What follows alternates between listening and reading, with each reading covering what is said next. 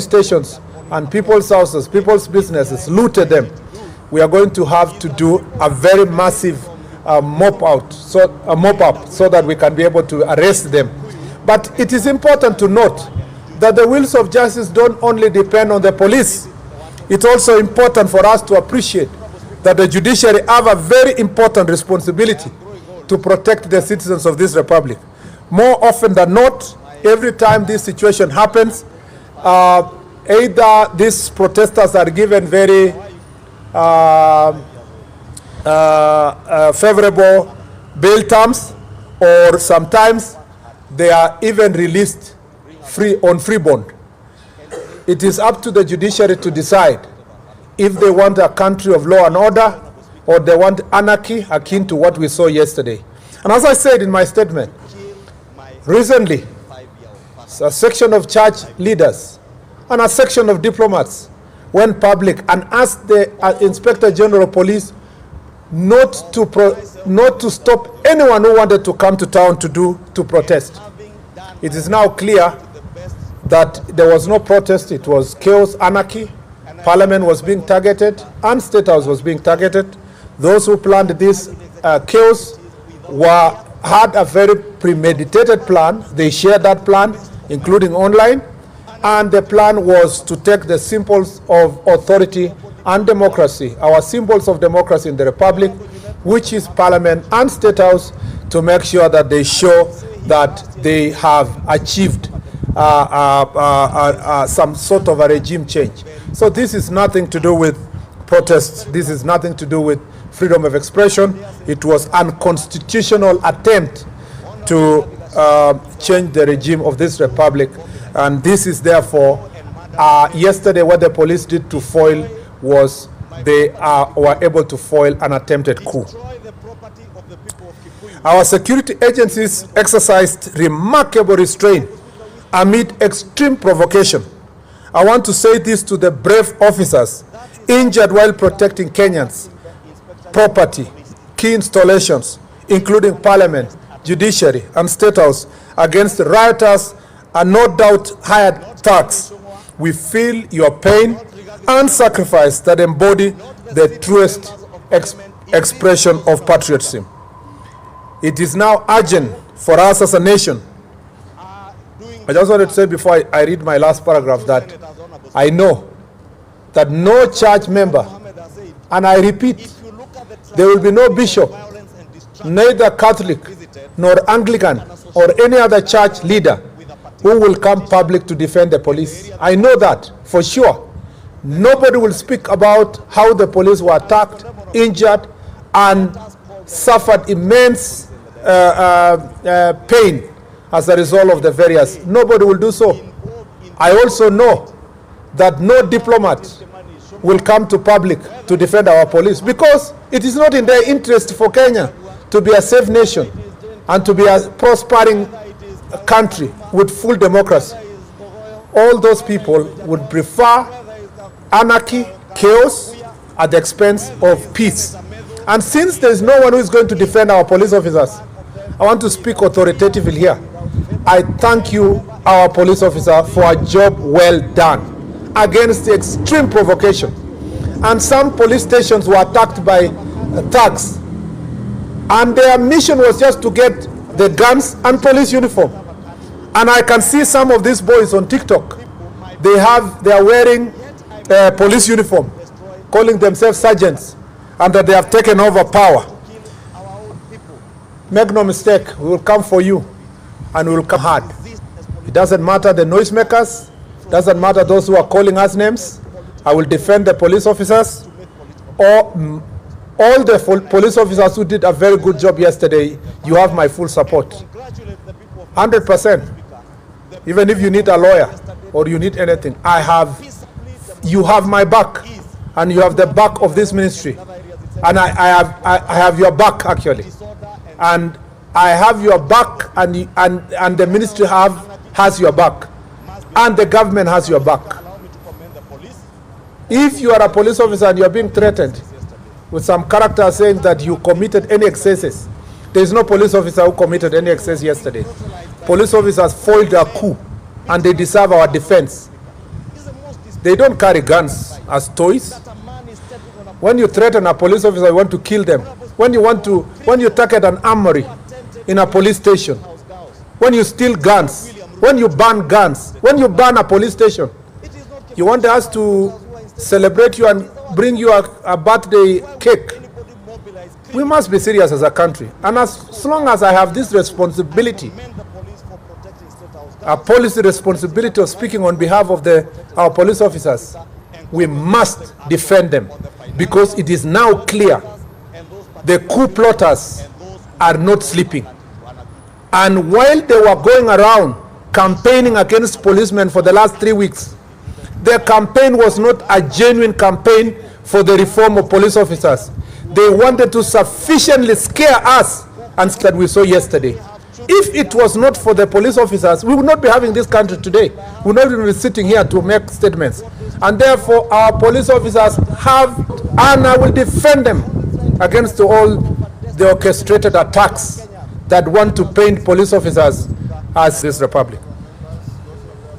Therefore, it is urgent as a nation to put in place a legal framework that operationalizes Article 37 of the Constitution to ensure that demonstrations are carried out in an orderly manner. This entails providing sufficient information on the planners, purpose, day, time, and demonstrations routes, among other details, to enable the police to provide adequate security and to ensure that the demonstrations are not happening in areas that will inconvenience other Kenyans who do not want to take part, including traders and other business people. We urge all citizens to reject and denounce violence. We must deny criminals the chance to exploit legitimate grievances. We welcome dialogue with all stakeholders, including the youth, grassroots voices, traders and business leaders, civil society, and other religious groups to address systemic issues that affect Kenya. Kenya's strength lies in our unity.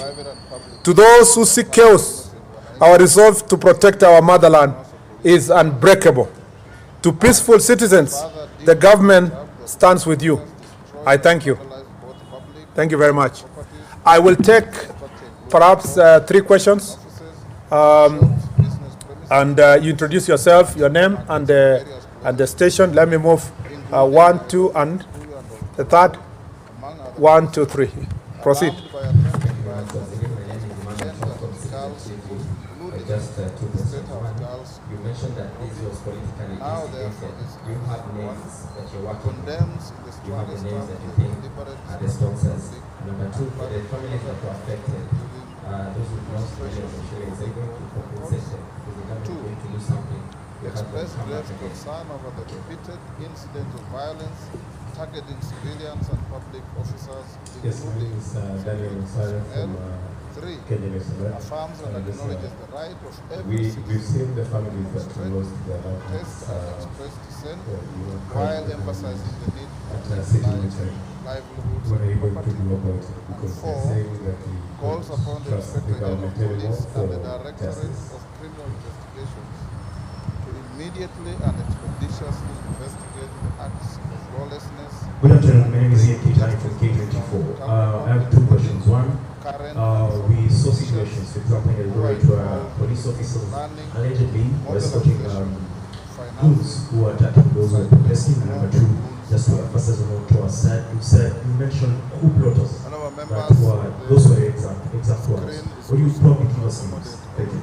So I will use a show of hands on those to speak. Emilio Odhiambo. Yes, we're working with names, and I am sure you also know their names. We know that it is not my responsibility as a cabinet secretary to investigate any individual specifically. But of course, from the reports we get, you can see clearly who are the coup plotters. You can also see it from the pattern of the areas where the protests were violent and intense, that there was an outright misuse of people who would have been so to speak, political supporters, turning them against the rest of the citizens to make sure that you reign chaos and terror. Particularly of great concern is in Nyeri, where the Member of Parliament of Mathira was specifically targeted his whole last year. And now there has been a specific pattern of the coup plotters targeting certain political leaders whom they think they are not giving them political support. That is why you saw Kiunjuri's home, Kimani Ichung'wah is being targeted, and the Molo Member of Parliament. Just to, terrorists, how they operate is that they instill fear. And these are political terrorists. They would like to instill fear on members of parliament who don't support their political ideology so that they can get a safe passage. The DCI does not investigate politics.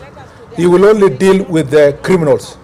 And those criminals who will be caught, they invaded a police station, the shops, they provided financial support to criminals paid them, ferried them, the matatus that were used to ferry them, some of the vehicles that were operating pretending to be ambulances, but they were ferrying goons. All of them are going to be ensured that they have been mobbed up, and all those people be arrested and charged. And as I said, it is up to now the next stage, the DPP and the judiciary, to take the next stage. And as a country, it is not my duty to announce to you the names. You will see them when they appear before court, so that then the DCI can have an ample time to carry out its responsibility. But all those characters we know. This is not, let me say this, the problem we were facing yesterday is not about justice. It's not even justice about families who lost their loved ones. It's not even about genuine expression of views by citizens. It was just purely politics. And yesterday's game was political. But for people who are impatient to wait for the next elections, they think there is something they can do between now and next elections to get this administration out of office. They also think that because they are facing serious political upheavals, that orchestrating violence will help them negotiate a better passage from their current political challenges. So we know them, and Kenyans know them, and I have no doubt they will start running around the country with their propaganda, the usual. We are being targeted, our cousins are being targeted. It will not take long before you will see them making the noise. But let me tell them, they are not above the law. They are not above the law. And I have said this before. We will make sure that this country is protected. And we cannot be intimidated. And I just want to repeat that. And then,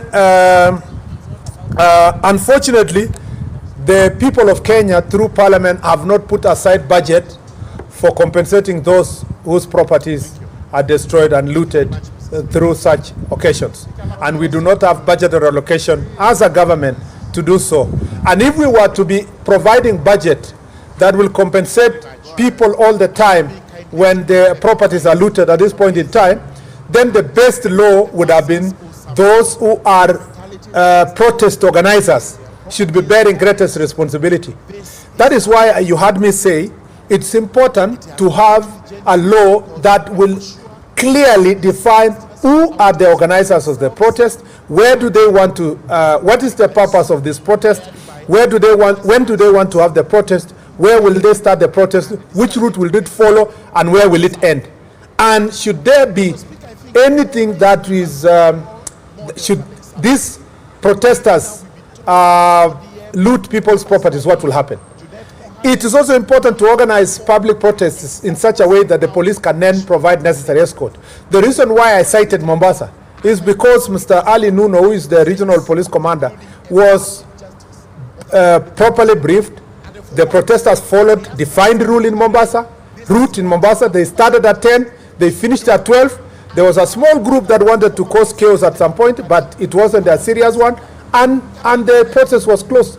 That is an example of how public protest should be done, not the kind of mayhem and chaos that we witness in the city. And therefore, unfortunately, the government of Kenya does not have a budgetary allocation from Parliament that takes care of any form of compensation.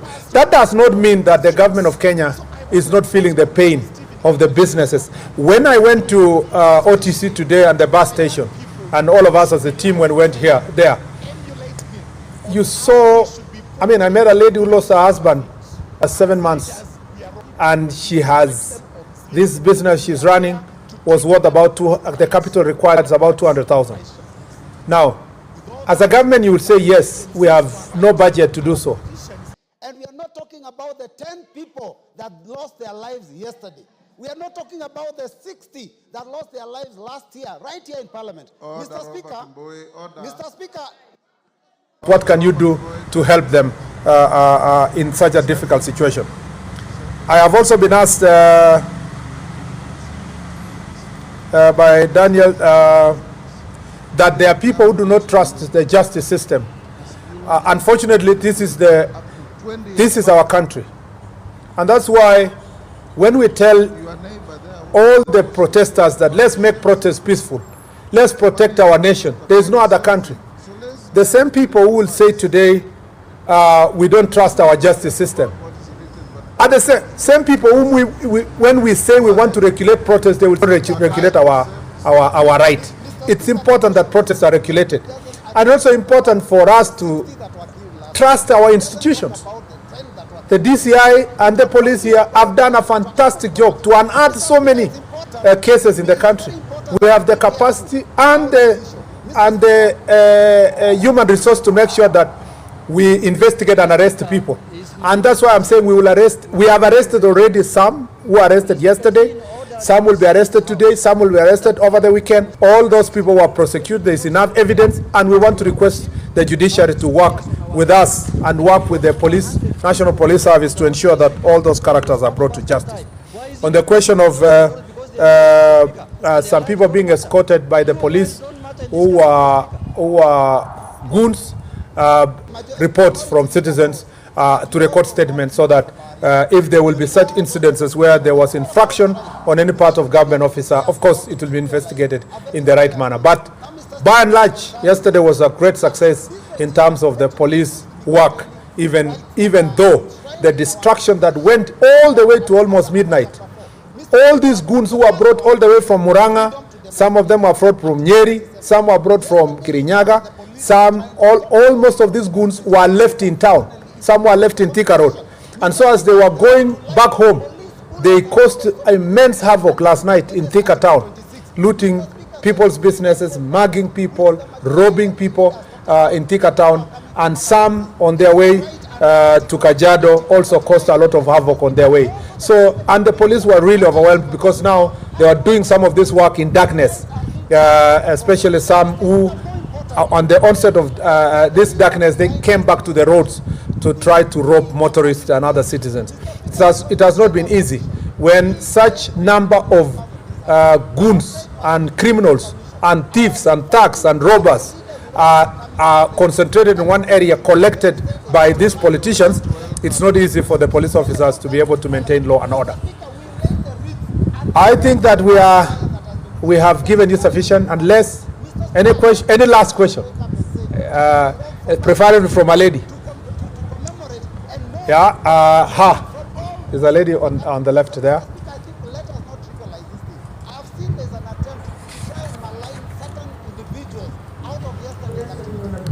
Good afternoon. My question would be from the Communications Authority about media outlets broadcasting live protests. That was followed by a High Court order from Judge Chacha Mwita, who said that is unconstitutional per se. So what is your take about the live broadcast of protests and that directive by CA and that coming from the courts? Last one. Let me give the gentleman. He was really struggling to catch my eye. Say that I give my condolences to the families who lost their loved ones. Also, my sympathies with the police officers who are injured.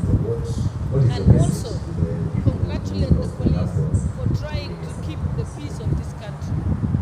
Honorable Speaker, what happened yesterday? Because you are the last one, let me just give you. Thank you. My name is Mike from TV47. I just have one question. Perhaps how many police officers were injured yesterday? And do you think there is a point to attack police officers during these protests? Since Kenyans have been fearing about police officers in the past, are they safe during these protests? Thank you. Thank you very much. First, let me, on the communication, on the live broadcasting, there is nothing wrong with live broadcast per se, because we also, our media enjoys freedom. We have the freedom of media in this country. The biggest problem with live broadcasting, having watched a number of them, media stations yesterday, is the idea that media becomes the center of mobilization for some of these protesters. In fact, most of the media houses are working very hard during the onset of protest, telling people, oh yeah, wengine wamekuja, sasa tayari ndio hawa. They interviewing people, they still tell them, what do you tell those who are still at home? You see, they are participating, directly in mobilizing people to come. But what was even of greater concern to me is some of the media stations directing the protesters. And they are saying, oh, now they are in Thika Road. As soon as they converge with the ones in Kiambu Road, the possibility is that they will pass through Museum and State House will be very near. You see, that is really very irresponsible journalism. Of course, the gentleman from Standard knows that Standard now has stopped being a newspaper. The headlines for the last 2 months or 3 months have always been about security and insulting people without resorting at one instance to ask for feedback from anybody, not even any person. Now they have these interesting headlines that pass judgment on the Inspector General of Police, the Minister, the President. Of course, the President lives on their headline. I understand the desire and the tough economic times for newspapers to sell. But that cannot happen at the expense of our country. And this is really of great concern to me, that the media houses were expected to have self-regulation. Apart from, at the end of the day, even the media houses are doing business in Kenya. If this country bans, just because you wanted to sell newspapers, you wanted to do media engagement, it's a loss to everybody. Let me say this, that it is unfortunate that political actors are relying on media. It's not becoming independent enough to give both sides of the story. For example, you will hear that yesterday's report is reported as the protesters have arrived somewhere and they are looting, and you are still saying the protesters have looted shops, the protesters have done this, and you can see they are criminals, meaning that the characterization of also the criminals, we are not taking the greatest responsibility as citizens. You've watched international media, except of course when they are reporting from Africa and Nairobi especially, that they are very careful when they are reporting about Israel, about America, about UK. They are very careful about their own countries, but when they come to our country, report it as it is. And some of the reporters are so happy, they think they have achieved because they are being cheered in Western countries. They think it's very nice to come and report about your country negatively. This is the issue. That is the question we should be asking ourselves. The question of closing or not closing depends on the circumstance. You have to weigh between national interest and also the individual interests of media houses. The national interest at any given time will be weighed, and if it's necessary to close a media house so that you can serve the nation, of course you do it. You know that media played a critical role in 2007-2008 post-election violence, and that some media houses were indicted for the role they played. We are not going to wait until they are indicted. We have to take precautionary measures to ensure that we protect the country, and that is important that we do so. Unfortunately, I don't want to discuss about Justice Mwita, because when the chips are down, when the courts in Kikuyu were banned, a court order is not there to save the courts.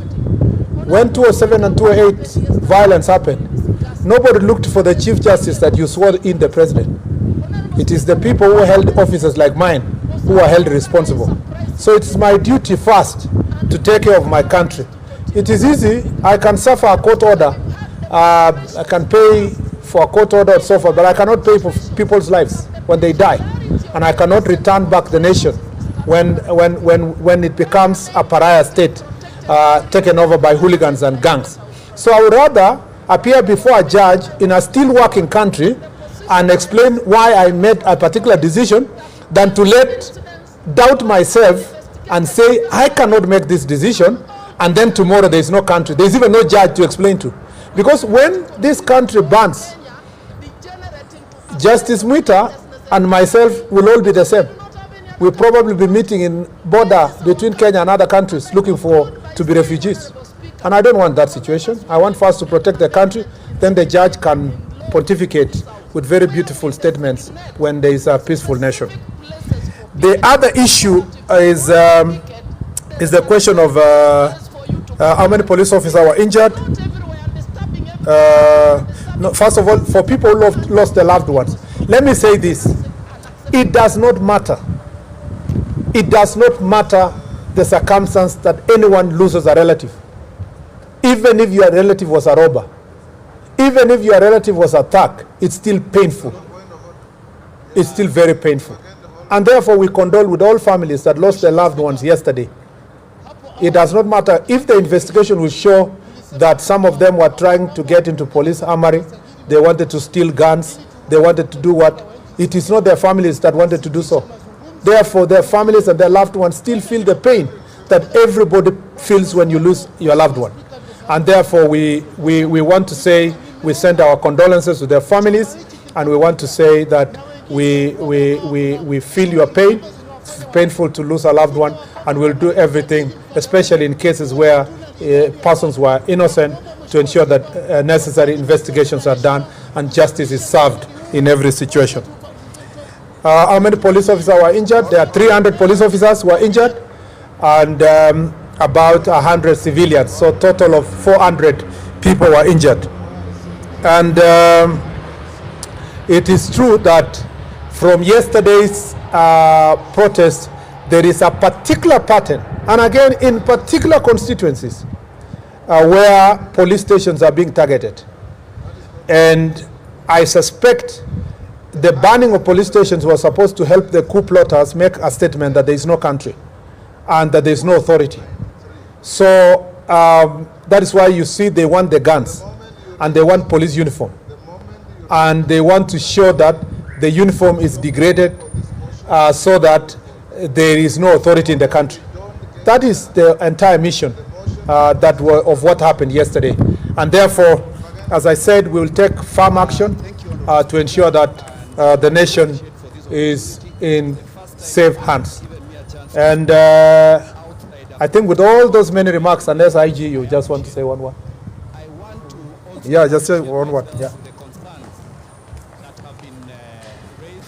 Thank you very much, Waziri.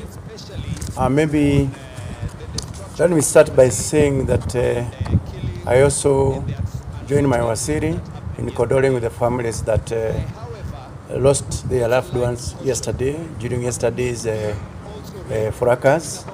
And number two, I want to say that we appreciate our brave police officers who did a sterling job yesterday by ensuring our country remained secure, despite the many challenges that were there.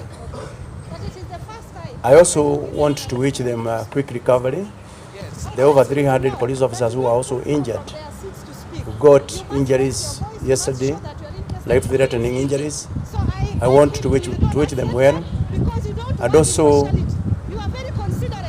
state very, very clearly that we stand with them, we support them, and we appreciate the work that the men and women in uniform do. And finally, to the criminals who are involved in causing mayhem to our country, we are coming for you, and you must have your day in the court. so that you can be able to answer to your criminal activities. Thank you very much. Thank you. Asanteni sana.